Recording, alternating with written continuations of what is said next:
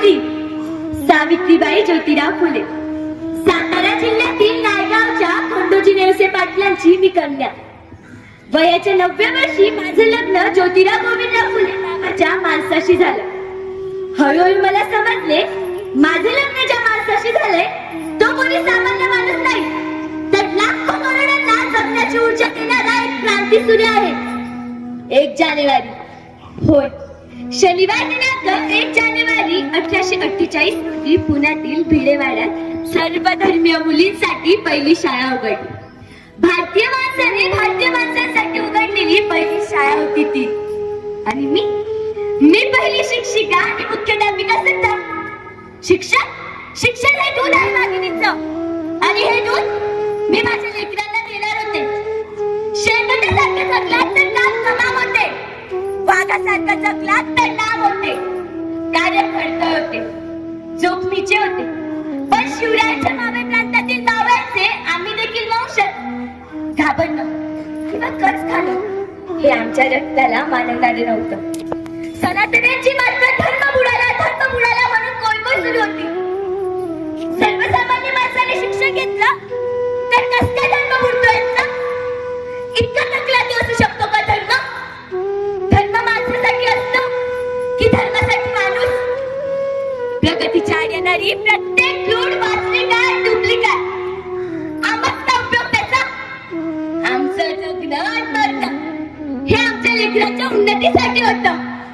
यात चीज होती, हानी होती, अपमान होता, पण उद्याचा सूर्य घडवण्यासाठी आम्हा उपैतांचा संसार होता.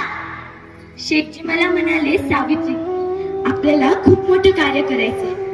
आपल्याला खूप लोकांच्या डोळ्यातील अश्रू पुसायचे, त्यांच्या डोळ्यात स्वप्नांची नवीन फुलपाख फुलवायची. त्यांच्या आजवरच्या दैनीय अवस्थेचं व दुःखाचं एकमेव कारण म्हणजे आज्ञा. यासाठीच आपल्याला शिक्षण द्यायचे, उद्याचा सूर्य घडवण्यासाठी आपल्याला कार्य करायचे. देशील मला साथ? आणि मी फक्त होकारा दिला नाही, तर प्रत्यक्ष कार्याला सुरुवात केली. नेहमीप्रमाणे शाळेत शिकवायला जात असताना एक घटिंगत माझ्या समोर आला. तो मला म्हणाला, अगं टवळे, कुठे निघालीस? आमच्या पोरींना शिकवणं बंद कर. तुला तुझ्या अप्रत आहे की शिकवणं? कदाचित तो विसरला असावा की मी खंडोजी पाटलांची कन्या आणि ज्योतिराव पैलवानाची पत्नी होती. त्याच्या कानाखाली सैसैत वाजत असताच्या भर दिवसा डोळ्यासमोर काचेचे चमकले. त्याला सुनावलं, आज माझ्या समोर आलास, सोबत फुटलाय. पुन्हा जर माझ्या समोर आलास तर तुझ्या रक्ताने घाटी रंगवीन.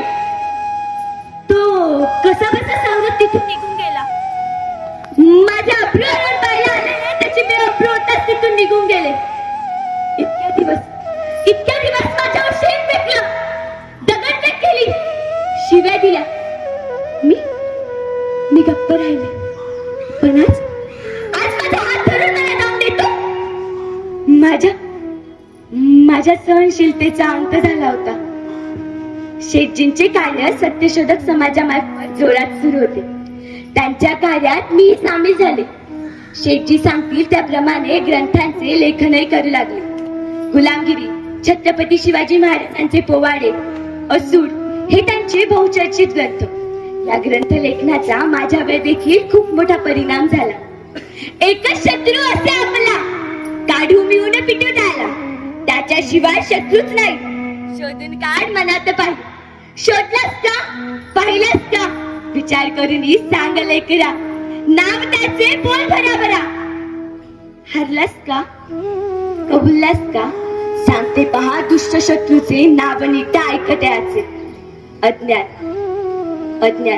धरून त्याला पिटायचे, आपल्यातूनच करायचे. छत्रपती सिंहासनाची एकच राणी ताराबाई, कोल्हापूरची जगदंबा, महाराष्ट्राची अंबाबाई. शत्रूवर घाली थापा काय त्यासाठी होई, चैरात करून शत्रूवर बेभान चढाई. जपता विजेची जशी तशीच कडाडे सव्वारी. अशा अनेक रचना मी केल्या. शेठजींची प्रकृती बिघडू लागली होती. अर्धांग वायूने त्यांच्या शरीराची उजवी बाजू निकामी झाली होती.